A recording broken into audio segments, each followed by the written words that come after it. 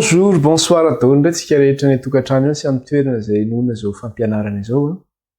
Mankalaza an'Andriamanitra tsara tsika midery anazy ary manome voninahitra azy. Dia milasitsika eo anao hoe iza ny tahaka an'Andriamanitra? Iza ny mahay miady aminy? Fa Andriamanitra ilay mpanjaka ny mpanjaka sy tompon'ny tompo, fa izay maka an'izany anarana izany dia manino? Misandoka an'Andriamanitra. Maka an'izany fankalazana izany dia misandoka an'Andriamanitra. Ka izay no mikasika ny lesona andresantsika tamin'iny tapany maraina iny, fa anoho ny lesona indray zany tsika amin'ity tapany hariva ity zany. Dia manasa antsika araka hivavaka ary ametraka amin'ny fotoana eo am-pilatanan'Andriamanitra. Hivavaka tsika. Jehovah Andriamanitra Abrahama, Andriamanitra Isaka, Andriamanitra Jakoba, miantso ny anaranao zay raha amin'ity folakandro ity indray raha hianatra sy handinika ny teninao. Dia ny boky ny Apokalipsy zany. Eny Andriamanitra mbola amin'ny Apokalipsy toko 7 ihany izay ary miresaka ny amin'ny Bibidia. Eny Andriamanitra oka re ilay fanahinao mahery no hiasa aminay amin'ny fahafenoana. Ato ateraka ny sitraponao anatinay. Fa ilay Satana dia efa varo efa resy. Ka izay miaraka aminao ihany koa Kristy dia mpandresy ary mafy mandresy azy. Raha amin'ny herin'ny tenanay efa izay Andriamanitra dia tsy mahefa manao na inona na inona, fa miankina amin'ny fahafenoana ny fiasan'ny fanahinao anatinay. Koa ny fanahinao ray no hirotsaka aminay amin'ny fahafenoana. Izy no ampianatra anay ny fahamarinanao. Izy no amery sy tanjaka anay, andresenay ny fahakampanany, ny filan'ny sy ny fanindriny. Raha nisy raha nahalatsaka anay, raha nisy fahotana vitanay teo anatrehanao, kanefa mbola tsy nifonanay taminao dia fonanay aminao raha ankehitriny. Mamindrafo aminay ray io, mamelany elokairenao. Mangataka aminao zay Kristy hiaoka anay ilay rahanao. Anadio sy anasanay ka nafaka anay amin'ny fahotana rehetra.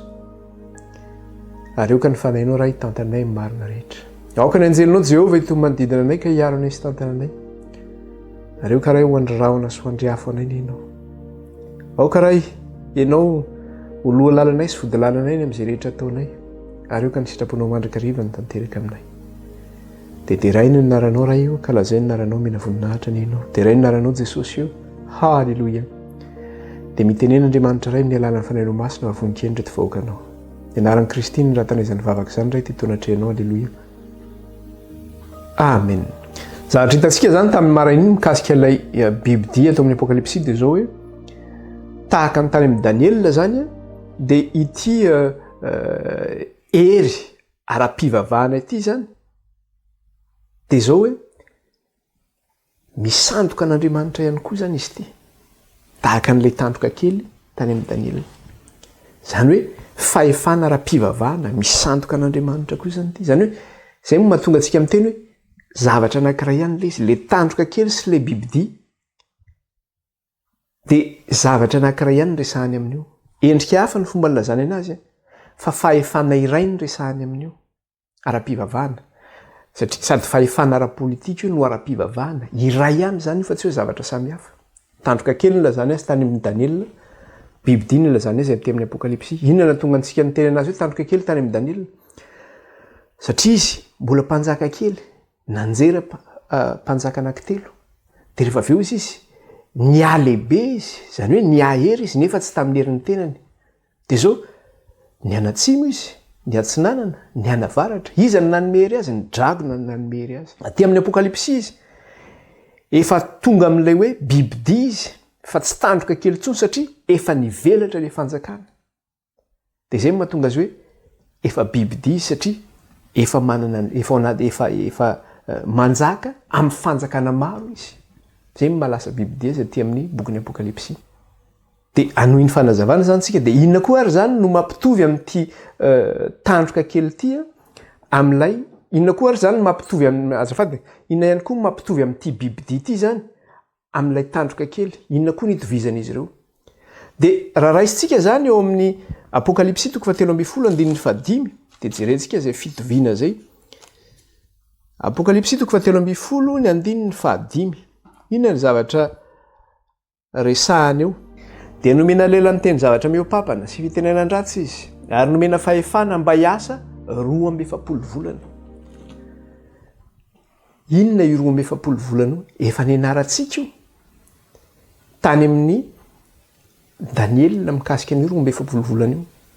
Efa nianarantsika mikasika an'izany.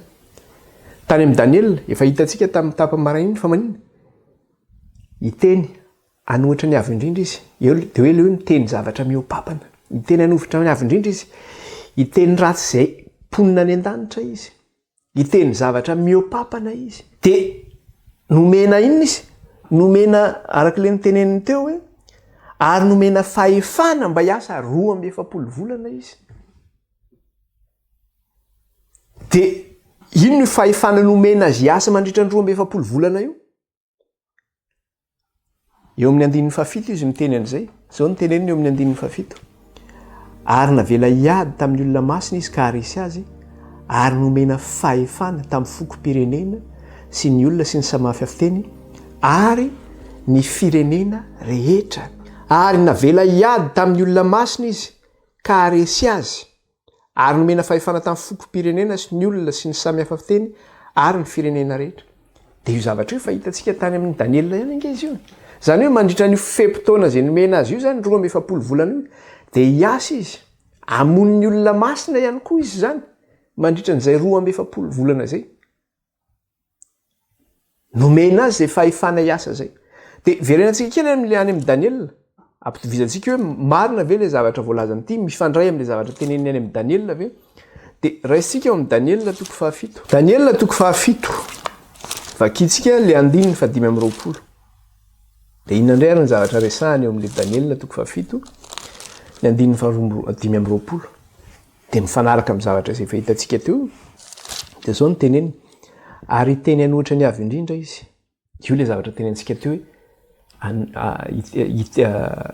iteny ratsy ny avy indrindra izy iteny ratsy ny olona ny ponina any an-danitra izy iteny zavatra miopapana izy de ato amin'ny Daniel ihany koa izy miteny ary teny anohitra ny avy indrindra izy sy ampahory ny olo-masiny ny avy indrindra io le hoe amony ny olo-masiny voalaza teo amin'ny apokalipsy teo ampahory ny olo-masiny ny avy indrindra izy ary tady anova fotoana sy lalàna ary atolotra eny an-tanany ireo zany hoe le olona masina zany atolotra eo tanany ireo ambarapatapitry ny fetrandro ray sy fetrandro roa atsasaky ny fetrandro ary amin'ny apokalipsy izy atolotra eo tanany ny olona masina mandritra n'inona zany mandritra ny 12 volana satria navela hiasa 12 volana izy de io efa nianarantsika teto fa le 12 volana sy ny fetrandro ray fetrandro roa atsasaky ny fetrandro de zavatra ray ihany resahndreo efa nianarantsika teto mikasika an'iny fa tsy verenantsika satria efa niverenantsika lalindalina mihitsy mikasika an'izy iny fa le 12 volana zany sy le fetrandro ray fetrandro roa atsasaky ny fetrandro de fepotona iray ihany zany reo de reo nefa ny ary fepotona reo mame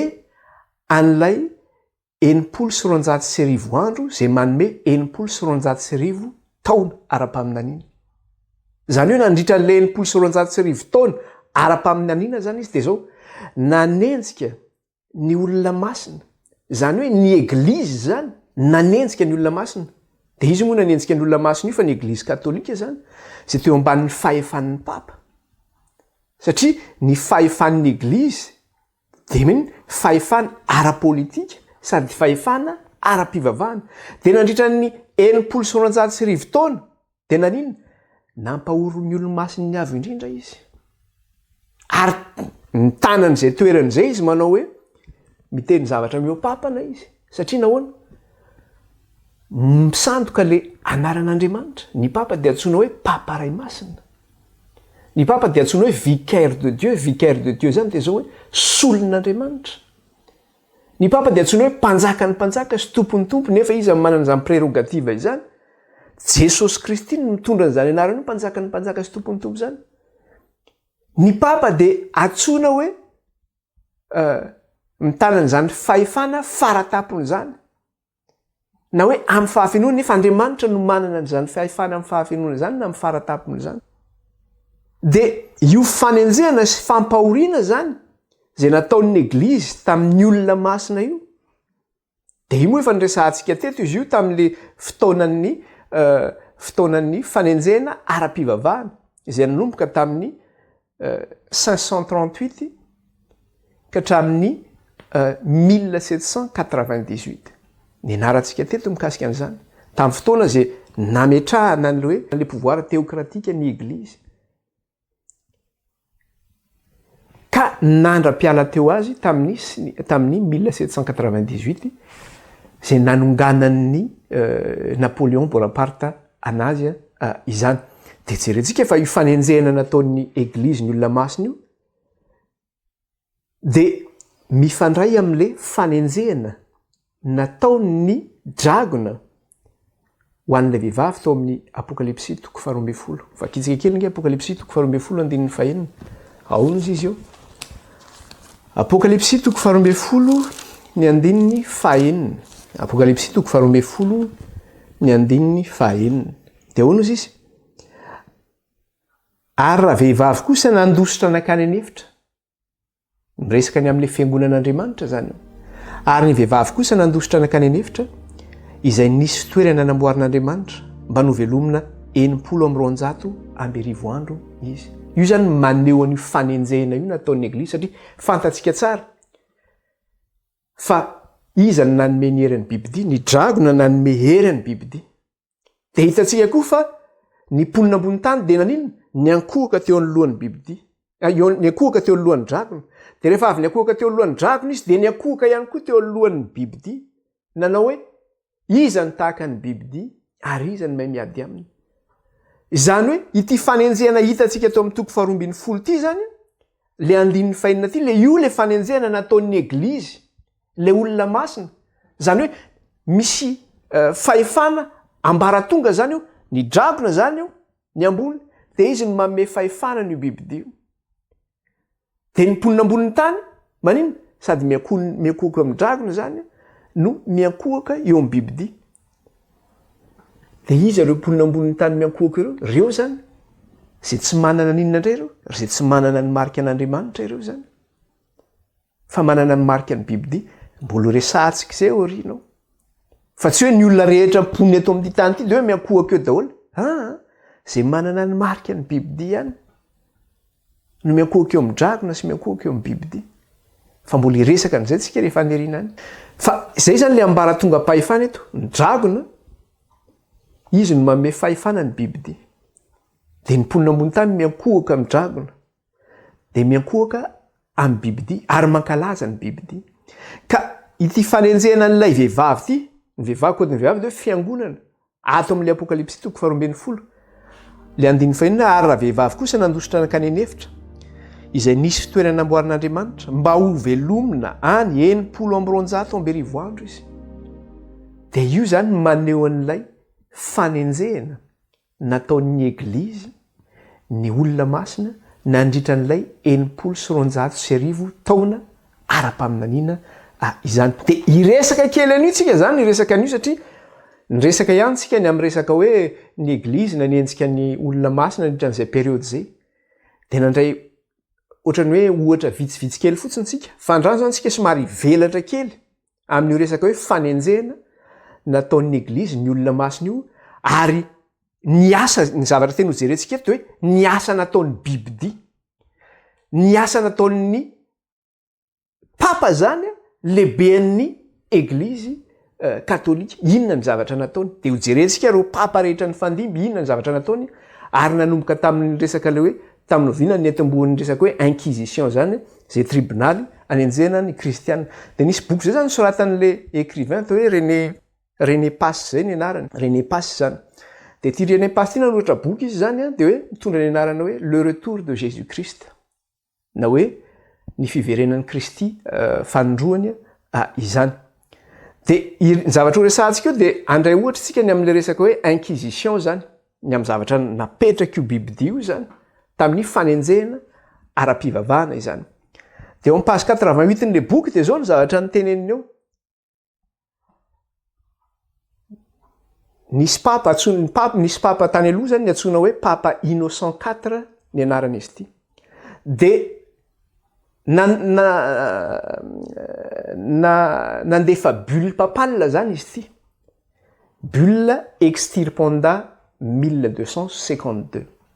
Ka inona moa zany atao hoe bulle papale zany? Ny atao hoe bulle papale de document juridique zay misy tombo-kase zany. Zany hoe décret zany io, lalàna zany io zay misy ny tombo-kasen'ny papa. Ka manan-kery zany iny eo amin'ny fanjakana zany iny, lalàna mivoaka zany iny.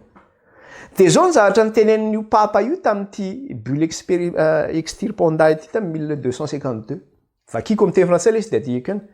le papa fait rappeler l'importance des raisons de brûler tous les hérétiques. Ny zavatra nampatsivany le papa tamin'le bulle izy de zao hoe nampatsiaro izy ny mahazava-dehibe ny antony tokony androana ny heretika ozy izy. Ninona izy moa ny antsona hoe heretika de manohatra ny dogma ny fampianaran'ny eglizy na mampianatra zavatra hafa akoatra ny fampianaran'ny eglizy katolika. Zay zany ny atao hoe dogma ny eglizy. Ka nampatsiazana izy ny mahazava-dehibe ny antony tokony andorana izay manohatra ny fampianaran'ny eglizy. Zay antsona hoe heretika zany. De teo moa zany nanomboan'le resaka hoe inquisition.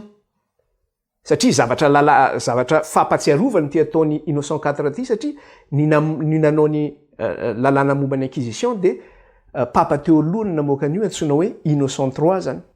Fa izy nampatsiahana izy ty zany. De inona moa le inquisition zany mampatsiahana le hoe tokony andronana ny olona masina izy de teo nanomboan'le resaka hoe inquisition. Ny inquisition de zao tribunal religieux pour condamner les hérétiques. Zany hoe tribunal izy io ara-pivavahana zay hitsarana zany ny olona masina, hitsarana an'ireo mpanavaora-pivavahana, hitsarana an'izay milaza azy hoendry manohatra ny fampianaran'ny eglizy. Satria tsisy fahamarinana marina afa-tsy ny fampianaran'ny eglizy. De ny papa rehetra ozy izy izay nandimby any Innocent IV io zany de zao nanamafy ny tokony anaovana an'io inquisition io, an'io fitsaranany zay mianakendry anohatra ny fampianaran'ny eglizy zany na ny dogma ny eglizy. De tao anatin'izany izy atao nitolony teo daholo karazana papa Alexandre IV tamin'ny 1254 hatramin'ny 1261, tao Clément IV tamin'ny 1265 hatramin'ny 1268, tao Nicolas IV tsy tongotsony ny daty, tao Boniface III sy ny sisa zany. De zao le pape a donné l'ordre à toutes les autorités civiles de brûler les hérétiques. Nanome didy ny papa ny androna, nanome didy amin'ny fanjakana zenisy teo atoerana zany, na ny fahefana zenisy teo ambany fahefan'ny papa, ny tokony androna ny hérétika rehetra na reo zay manohatra ny fampianaran'ny eglizy. Ireo fahefam-panjakana zay tsy manatanteraka izany baikin'ny papa zany de esorina amin'ny toerana misy azy. Zany ny zavatra nisy. Ny fahefam-panjakana zany zay tsy manaiky an'izany de esorina amin'ny toerana misy, zany hoe tena nanana fahefana lehibe mihitsy ny papa zany. Zay ny mahabibidia azy. Entoizatsika le izy. Voici comment l'inquisition a été mis en place. Ahoana nipetrahan'ny l'inquisition tamin'ny andron'ny Innocent IV zany, Innocent III. De hozy izy, le pape Innocent III a envisagé une stratégie efficace pour la persécution des chrétiens. Zany hoe mitady hevitra hoe inona ny hevitra mahomby mba hahafahana manenjika ny heretika, mba hahafahana misambotra ny heretika. Zay zany nitetika nataony Innocent III. De inona zavatra nataony Innocent III ty, le papa Innocent III? Il a créé toutes sortes de milices. Et c'est la milice la plus efficace parmi eux qui seront choisis pour exercer ce ministère. Nanombona vondrona miaramila zany izy, karazana maramila maro. Karazana ohatrany hoe iza ny force spéciale matanjaka. De zay force spéciale matanjaka tamin'ireo no voafidy anatanteraka ny io asa masina io, satria io asa io zany asa masina io fanenjena ny kristianina io. Fanenjena zay manohatra ny fampianaran'ny eglizy. De ahoana ozy izy? Le papa a acquis à sa cause le cœur des dirigeants. Zany hoe ny mpitondra fanjakana ihany koa de nanaraka zany any décision-ny papa zany. Resy lahatra ny tamin'izany ny mpitondra rehetra de nanaraka ny décision-ny papa, tahaka ny Othon IV. Izy moa Othon IV io zany fa nanjaka zany io tamin'ny 1210 ary empereur izy tamin'izany vanim-potoana izany. De zao namaly Othon IV tamin'ny antson'ny papa zany, namaly Othon IV tamin'ny antson'ny papa. De hozy izy Othon IV manao hoe l'État prend sa responsabilité dans la persécution des hérétiques. Ny fanjakana ozy izy de mandray andraikitra ny amin'ny fanenjena ny heretika. Tena nandray andraikitra zany izy. De zao tamin'ny concile de Latran tamin'ny 1215, concile de Latran tamin'ny 1215, de nandresy lahatra ihany koa ny rehetra ny papa zany. Inona moa ny atao hoe concile zany? De zao hoe fivoriana zany io, fivoriana io ho an'ny évêque. ny amin'ny amoana dogme ara-pivavahana.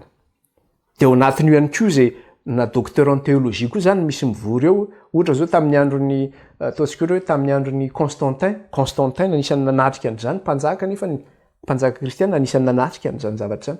Ka i concile io zany concile décision ara-pivavahana zany no raisina amin'izany concile zany. De tamin'ny concile de Latran tamin'ny 1215 io de voaresin'ny papalahatra daholo zany zay mivory tao anatin'izay concile zay.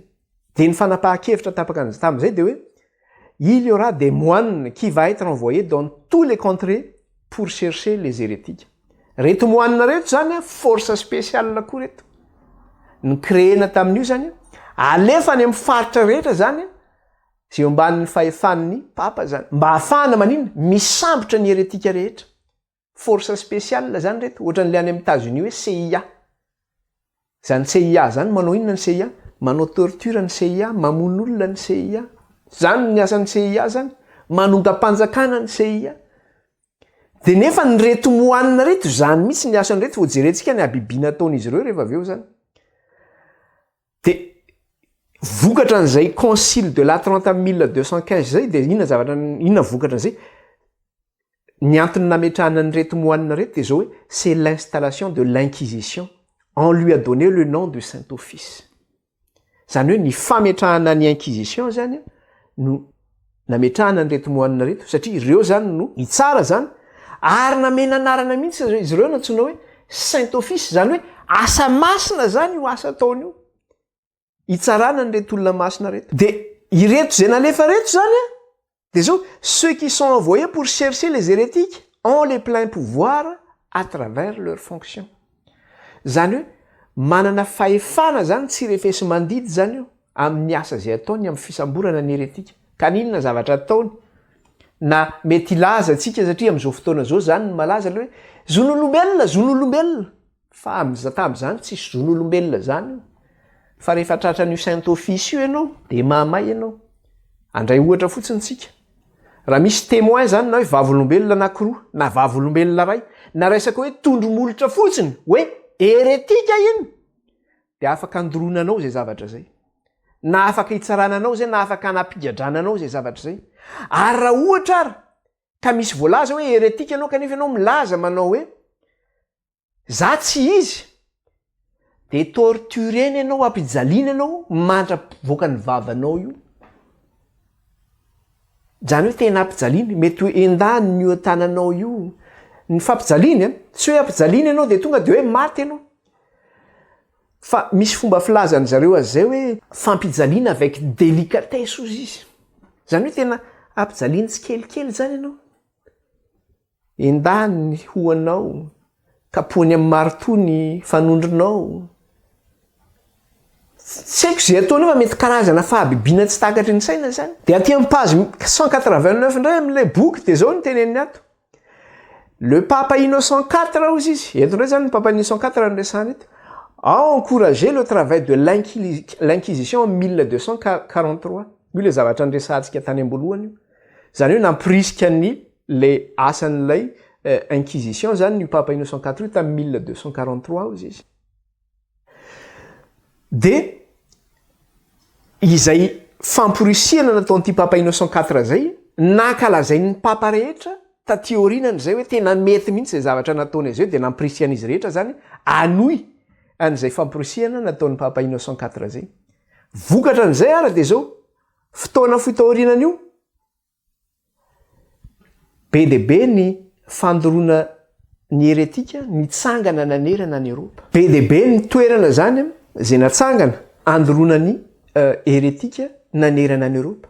Na reo atsoka hoe fanimpanavoara-pivavahana ireo zay mitana ny fahamarinana zany kanefa ny tsy manaraka ny fotom-pampianaran'ny Eglizy izay maro ny tsy mifanaraka amin'ny soratra masina. Ohatra tamin'izany tany Allemagne teo ambanin'ny fahefan'le hoe mpanjaka François Ier. Tany Italie teo ambanin'ny mpanjaka Carafa. Tany Pays-Bas teo ambanin'ny fanjakan'le Philippe II sy le duc d'Albe. Tany Espagne io ny tena pire indrindra tany Espagne io satria ny Saint-Office na ny Inquisition de niasa tany nandritra n'inona nandritra ny 900 taona zany hoe nandritra ny 900 taona zany fampahoriana sy fampijaliana lehibe ny nataon'io saint office io tany Espaina ny amin'ny fanenjehana sy ny famonoana sy ny fanagadrana sy ny fandorana velona ny ho an'ireo zay nitazona ny fahamarinana ny soratra masina. De rehefa misy tany Espaina misy ohatrany hoe kristianina zany hoe andoro kristianina ohatrany hoe androany zao ohatra ataontsika hoe amin'ny tonga ny andro zoma de hoe hodorony ery daholo ny reo kristianina zay tratra. De rehefa mandoro kristianina zareo mandoro an'ireo zay mitana ny fahamarinana izy ireo tany Espaina de fety nasional zany fifaliana ho an'ny vahoakan'ny Espaina tamin'izany fotoana zany raha vao mamono ny kristianina eo mandoro fety nasional 26 juin foana ny andro satria izy tsy manaraka ny fampianaran'ny eglizy de zay zany ny anjarany zay mendrika ho azy ny fandorona velona de faly ny olona ny amin'izany zavatra zany. De araky ny mpandinika de zao hoe ny zavatra zay natao tany Espaina ity zany teo ambanin'ny fahefan'ny Torquemada sy Ximenes de Ciceros tamin'ny 15e siècle sy ny 6e siècle. De zao hoe zavatra mahatsiravina indrindra no asa nataon'ity saint office ity tany Espaina. Zavatra mahatsiravina indrindra nataony.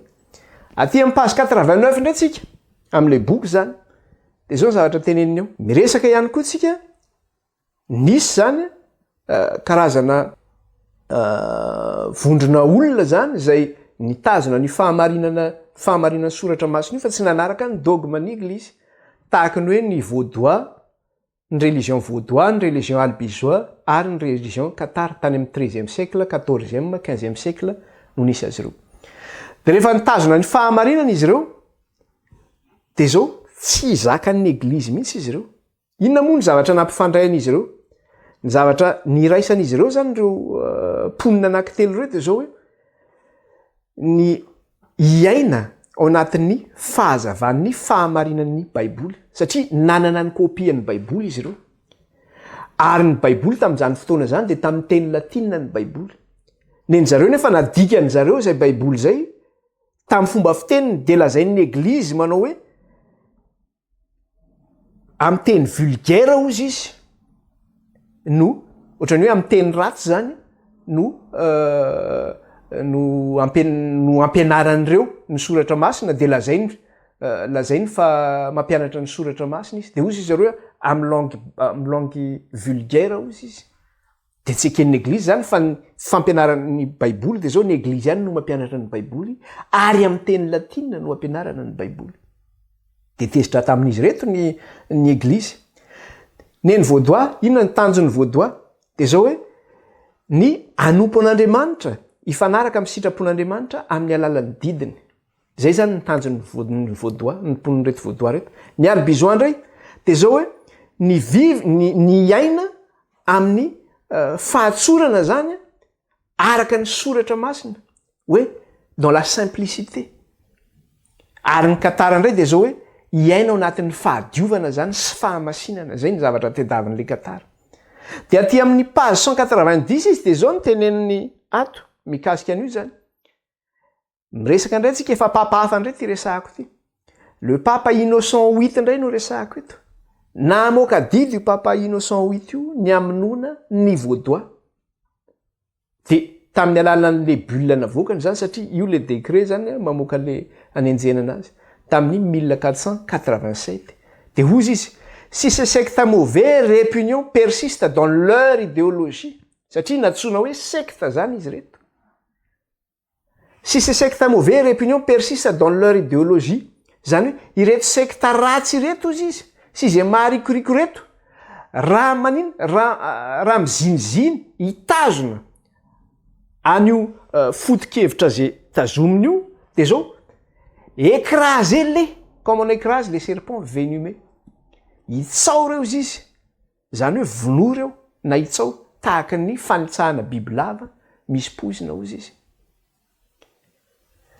De ny papa indray Martin V miresaka tsika eto miresaka fotsiny hoe inona ny zavatra marina nataon'ny eglizy de miteny fotsiny tsika zao nataony nefa tsy fa ty misy proof mihitsy ny zavatra teneniny eto araka ny tantara io afaka zay tia hijery ny tantara mikasika zany de misy zany afaka mijery zany misy documenté am'zany. Ny papa Martin V ndray de inona zavatra nataon'ity papa ity Voici comment et de quelle manière il se mit en colère. Tamin'ny fomba ahoana no natezitra n'ity papa ity. Il a encouragé le roi de Pologne à traquer les chrétiens partisans de Jean Hus. Naporisika ny mpanjakan'ny Pologne izy, hisambotra an'ireo kristianina izay mpanaradian'i Jean Hus. Dia zao tsara ny zavatra noteneniny ty papa ity. Fait un devoir l'éradication des husistes. Ataovy adido izy izy ny fandringanana an'ireo mpanaradian'i Jean Hus reo. Ataovy adido ny fandringanana an'ireo. Zany ny zavatra notenenyty papa Martin Sanguity tamin'ny mpanjakan'ny Pologne. Et zao tsara ny zavatra teneniny. N'oublie pas que ces husistes pressent la doctrine de la liberté. Tadidio izy fa ny husiste zao mitory ny fotom-pampianarana ny amin'ny fahafahana. Ils disent que quand Christ était venu sur la terre, c'est pour nous délivrer de la servitude. Ny amin'ny nahatongavan'ny Kristy. Izany ny zavatra tenenin'izy ireo hoe tamin'ny Kristy tonga teto an-tany dia zao hoe anafaka antsika amin'ny fanandevozana nahatongavan'ny Kristy. Dia toizany zany zavatra teneniny zany nge tsisy zavatra hoe tokony ho condamnenan'le husiste mihitsy zany zavatra teneniny zany, fa zavatra voalaza ny soratra masina zany satria zany nampianaran'ny Kristy nge zany. Kristy dia am'izao manino mitondra antsika ho amin'ny fahafahana manala amin'ny fanandevozan'ny fahotana. Zany ny fampianarana. Nefany izay zavatra zay zany no entiny mitsara anazy. Fa dia tsy haiko hoe inona loatra zany ny fampianaran'ny Eglizy raha zany no entina hitsarana ny olona masina tamin'izany vanim-potoanany. Dia zao nitorinan'ireto husiste reto na le mpanaradian'i Jean Hus. Il incite les hommes et les femmes à cette liberté ozy izy. Ireto mpanaradian'i Jean Hus reto izy dia zao mitarika ny olona ozy izy ireo ho amin'izany fahafahana izany. Ka noho izany dorovelona ireo, vonoa ireo, ary ioka ny mpanaradian'i Jean Hus rehetra dia ho tahaka ny tany ay avokoa izy rehetrarehetra ozy izy. Zany nataony ty papa ity. Dia ny fanaovana an'izany ozy izy dia zao, cela fera plaisir à Dieu. Mahafaly an'Andriamanitra ozy izy zany. Ary mahafinaritra an'Andriamanitra zany raha mamono an'ireo tsika, raha mandoro velona an'ireo tsika, raha manao an'ireo tany ay tsika. Loza nge zany ny reto. Loza nge zany zavatra zany. Zany ny zavatra nataon'ny Eglizy zany. Zany zavatra zany nefa dia zao. Nga zany tsy fantatsika nge zany amin'izao fotoana izao raha tsy misy miteny antsika, raha tsisy mampianatra antsika an'izany. Hoe nahavita an'izany tokoa ve ny Eglizy? Raha tsy mijery ny tantara ianao tsy fantatrao zany zavatra izany. Dia zao mihitsy ny nataon'ny io papa io mantsy an'ilay mpanjaka zay roi de Pologne zay nirahany zany. Dia ozy izy tsara. Il n'y a pas de raison d'avoir un roi s'il n'extermine pas les husistes. Tsisy zay tokony ilaina mpanjaka ozy izy. Raha ohatra izy ka tsy hamono an'ireo mpanaradian'i Jean Hus reo. Tsisy ilana mpanjaka raha ohatra ka tsy hanao an'izany izy, tsy hanatanteraka, tsy hanao an'izany asa izany. Dia vokatra an'izay dia nanao ny roi de Pologne. On a exterminé les husistes en Bohème, les partisans de Wycliffe en Angleterre. Novonona ny mpanaradian'i Jean Hus tany Bohème, any amin'ny toerana ny République tchèque any no misy an'izy io zany. Nyvonoana zany mpanaradian'i Jean Hus tany Bohème sy ny mpanaradian'i Wycliffe tany Angleterre satria i Jean Hus tsy inona dia ny fampianaran'i Jean Hus mifanaraka amin'ny fampianaran'ity Wycliffe ity ny fampianarany. Dia nianjehana zany ny mpanaradian'i Jean Hus tany Bohème dia nianjehana koa ny mpanaradian'i Wycliffe tany Angleterre. Teto Frantsa indray, inona ny zavatra nitranga tamin'ny andron'ny Louis XIV, tamin'ny andron'ny Louis XIV, inona ny zavatra nitranga? Nisy miaramila teto Frantsa. Natsoina hoe karazana milisy zany ohatra n'le milisy taritanamo dia mitondra ny anarana hoe dragon mihitsy io milisy io. Mahita anareo amin'izany?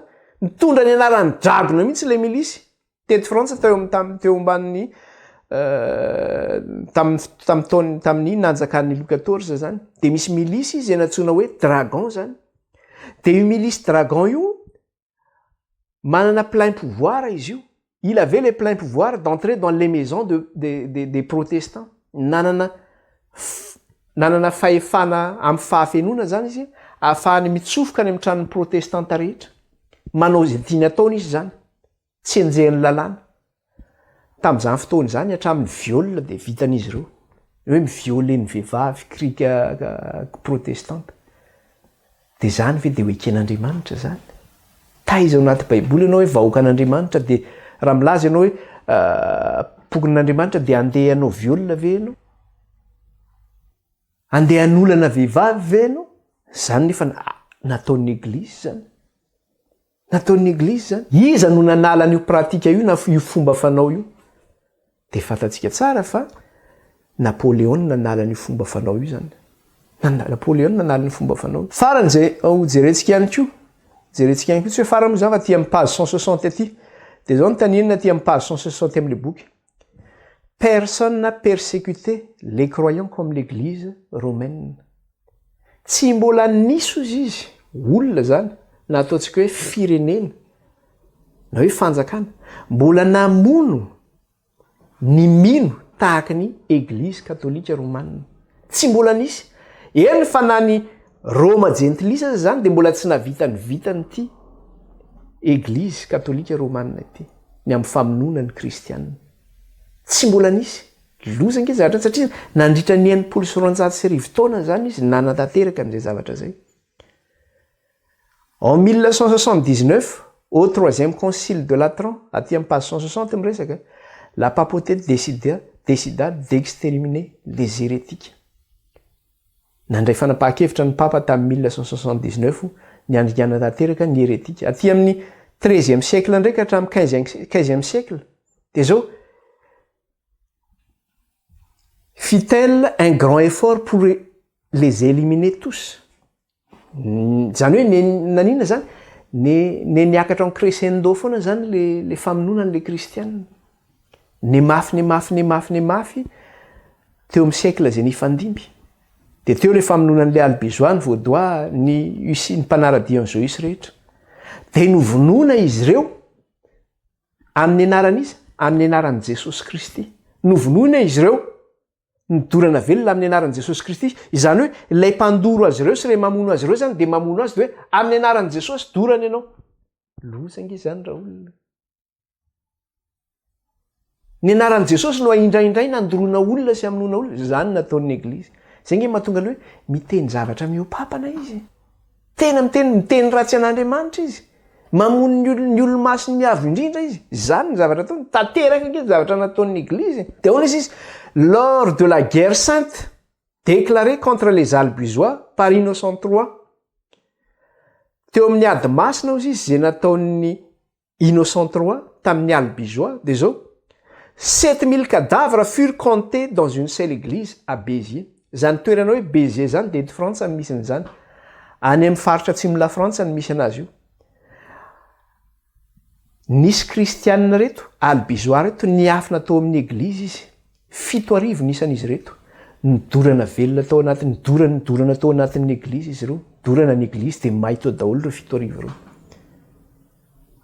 dia lazaina fa ady masina no natao tamin'izany hoe guerre sainte diodrandre ataon'ireo re terroriste ireo le djihadiste ireo le slamy mahery fihetsika dia manao izy hoe manao jiady izy ka le jiady nge ady masina nge le jiady ataony dia zay infidèle rehetra zay tsy mitovy finoana aminy zany zay tsy musulman dia zao aringana avokoa manao guerre sainte dia zany nataon'ny eglizy tamin'izany vanim-potoana zany zay tsy manaraka ny dogma ny eglizy dia zao infidèle reny maty daholo enjehana nanenjika dia ahoana izy izy c'est ainsi qu'au bout du 15e siècle Rome pouvait se vanter d'avoir anéanti toute opposition dans la chrétienté tamin'ny 15e siècle zany dia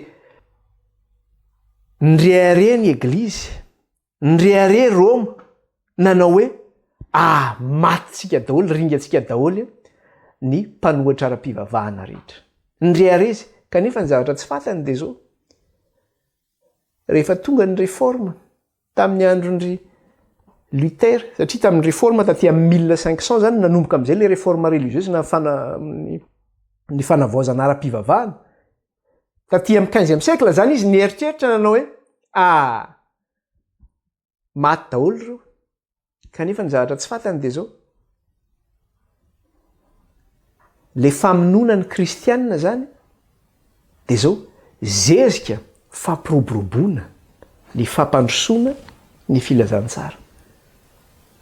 Izy nieritretra hoe matinay resinay daholo kanefa ny famonoana vao mainka mampiroborobo ilay filazantsara. Dia rehefa mipoaka ny réforme, inona ny zavatra nitranga amin'izay?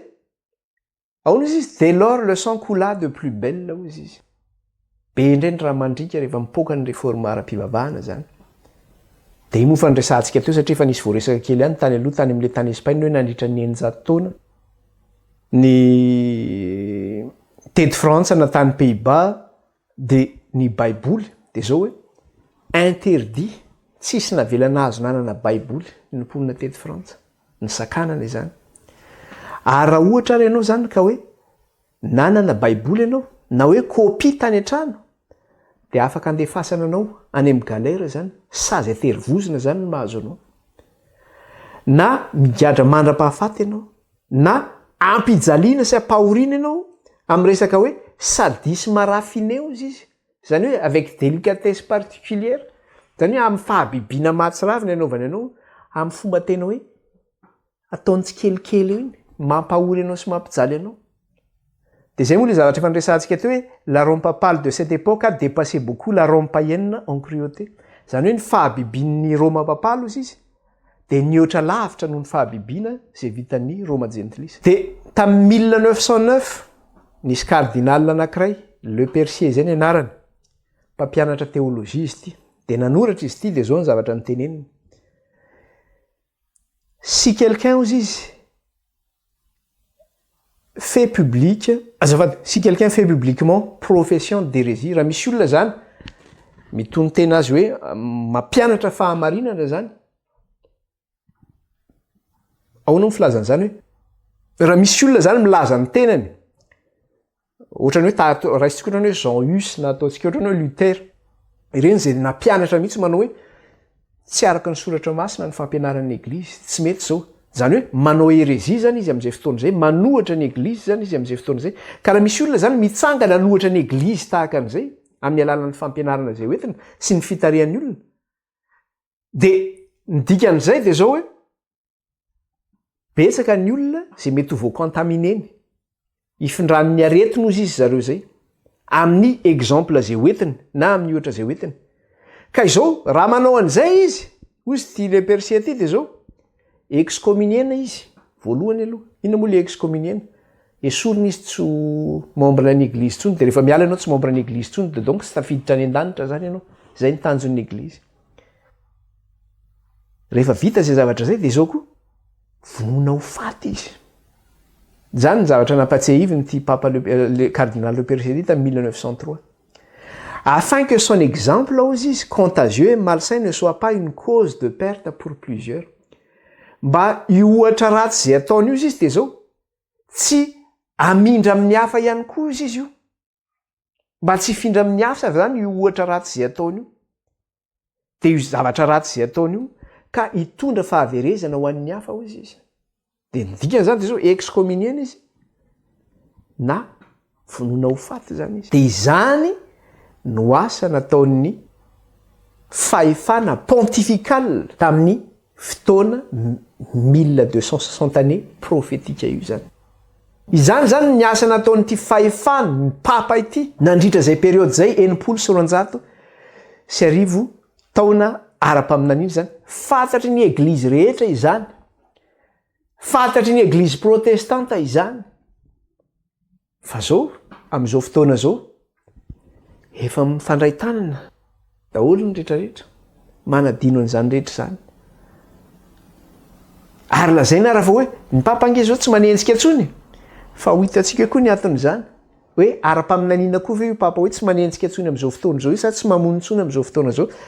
Dia zao ny faminaniana ihany no manamarina an'izany hoe mitombona ve voalaza ny faminaniana sa tsy mitombona. Fa zao ny baiboly dia tsy mandainga, ny baiboly dia tsy miova, fa tanteraka zay voalaza ny faminaniana. Ka raha tanteraka ny voalaza ny faminaniana mikasika nataon'ny Eglizy nandritran'izay 960 taona zay, ny asa ataon'ny Eglizy amin'izao fotoana zao io tsy manenjika intsony, fa ekeny rehetra io tanteraka ara-paminaniana koa io. Dia araka ny tentsika teo moa hoe plus ny Eglizy nanenjika, plus ny roborobo ny zeziky ny filazantsara vo mainka anampitombo zany ny fanaparitana ny filazantsara ny fahamarinana de ifaminanina empolo soronjato sy arivo taona io zany ara-paminanina de tanteraka zany izy io tanteraka zany izy io satria tao anatin'izay empolo soronjato sy arivo taona zay zany no nanenjena ny olona masina de averiko tsara izy io nanomboka tamin'ny 538 ateorinan' Jesosy Kristy ka hatramin'ny 1798 eo zany le fempotaonan'le hoe 1260 années de persécution nanomboka tamin'ny taona 538 izy io inona ny fotoana nanamarika am'zany 538 zany de ny fametrahana ny eglizy amy resaka hoe fahefana ara-panjakana zany nametrahana ny eglizy ho fahefana ara-panjakana nametraka le pouvoir théocratique izy tam'izay vanim-potoana zay ka inona moa le pouvoir théocratique hoe mametraka le fanjakan'Andriamanitra eto an-tany zany de zay mametraka ihany koa le hoe fakana le toeran'Andriamanitra io fahefam-panjakana ny eglizy io nefa de zao sady fahefana ara-pivavahana izy io no fahefana ara-panjakana ary de nitsahatra izy io tamin'ny 1798 inona ny fotoana namarika an'izany de ny fotoana manamarika an'izany de zao hoe i Napoléon Bonaparte no nanala ny fahefan'ny eglizy io ny Napoléon Bonaparte no nanala an'io fahefan'ny eglizy io ny sorony teo zany fahefan'ny eglizy tam'izany tsy hoe ny volon'ny Napoléon Bonaparte de hoe maty tanteraka izy tsy misy tsony satria fantatsika tsara fa am'izao fotoana izao de niverina io fahefana io fa nampijanonana ny zavatra ratsy nataon'ny eglizy zany de zao iza no nanapaka anazy tam'izay fahefana zay Napoléon Bonaparte no nanapaka azy tam'izay no samborony général Berthier tany Roma ny papa zany papa Pie VI izy zay raha tsy diso ny papa Pie VI de nogadraina tany Fontainebleau zany teto a Frantsa izany de nenjera zany ny fahefan'ny papa tamin'ny 1798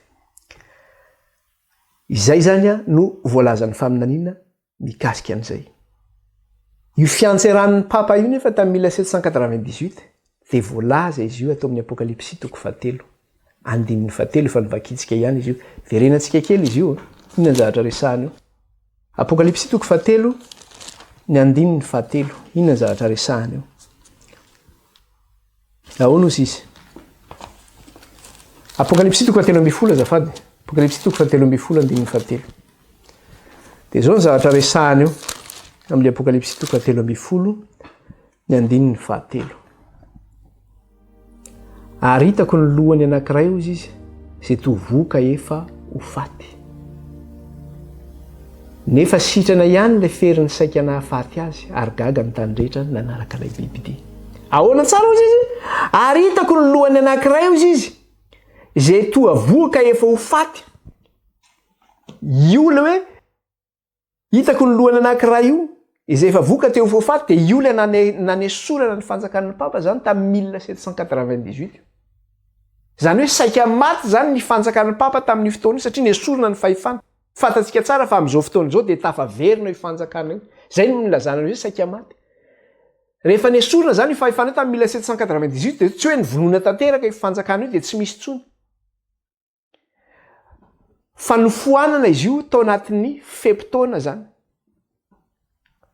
de ho hitantsika io fa tao anatin'ny taonjato anankiroa zany nanafoanana ny fanjakan'ny papa io de tamin'ny taona 19e siècle sy ny 20e siècle azafady taorinan'ny tamin'ny 19e siècle zany satria ny foanana zany io fanjakan'ny papa io tamin'ny 18e siècle de mbola tsy niverina io tamin'ny 19e siècle taty amin'ny 20e siècle zany io vonaninona vo niverina indray fanjakan'ny papa io aty amin'ny 20e siècle io vo miverina indray satria io le teneniny eto amin'ny tapany faharoa de ina zavatra resahana io ahoana ozy izy nefa sitrana ihany le feriny saika nahafaty azy ozy izy nefa sitrana ihany le feriny zany hoe sitrana tamin'ny fery saika nahafaty azy indray zany izy taty aoriana no foanana fahefana tamin'ny 1798 tsy afaka nanao nainina ntsony izy teto Eropa. Ary Napoléon no nanjaka tamin'izany vanim-potoana zany. Ary nefa tsy teo ntsony ary Napoléon mbola tsy afaka nanao nainina ihany koa izy. Fa tsy tafaveriny io fahefana io raha tsy taty amin'ny 20e siècle zany. De io zany ny zava-baovao indray zay hitantsika amin'ity mikasika an'ilay bibidia zany na le tandroka kely aty amin'ny apokalypsy 3:20 satria tsy hitantsika io resaka hoe mikasika ny fanasitranana ny ferisaikana faty azy io tany amin'ny Daniel. Fa aty amin'ny apokalypsy zany de miresaka an'izy hoe sitrana tamin'le ferisaikana faty azy izy. Zany hoe saika maty zany ty fahefana ty kanefa tafaverina amin'ny toerana izy zany taty aoriana. De raha miresaka kely tsika alohan'ny amaranantsika ny fotoana zany mandeha le fotoana de zao hoe ny fahefan'ny papa zay niozongozona voaozongozona ka nienjera tamin'ny 18e siècle zany tamin'ny alalan'ny révolution française. De zao tsy tafaverina tanteraka zany izy io raha tsy taty amin'ny 20e siècle. De ny fiverenana taty amin'ny 20e siècle de tamin'le hoe souffle du renouveau catholique tamin'ny fanavozana ny église catholique zany. De inona moa zay fanavozan'ny église catholique zay fa niny tsy nampahorontsony ny église. Tsy nampahorontsony ny église. De aty amin'ny taona 1929 zany ny église vao manino vao tena hoe sitrana indray tamin'ny ferisaikana faty azy. Zay mahatonga azy io aty amin'ny 20e siècle zany. Aty amin'ny taona 1929 zany ny église vao sitrana indray tamin'ny ferisaikana faty azy. De zao misy citation zay miteny manao hoe quand le pape Pie VI ozy izy satria pape Pie VI no ninjera teo ambanin'ny fahefan'ny Napoléon Bonaparte. Quand le pape Pie VI tomba sous la main de Bonaparte, il n'y avait plus de pouvoir papal qui dominait les rois et avoir l'autorité sur eux. Rehefa ninjera ozy izy ny pape Pie VI ny fahefan'ny pape Pie VI zany tamin'ny taona 1798 io tamin'ny alalan'ny Napoléon Bonaparte. De zao tsy nisy pouvoir papal tsony na fahefana papal tsony nanjaka tamin'ny mpanjaka rehetra teto Eropa ka nanana fahefana tamin'izy ireo.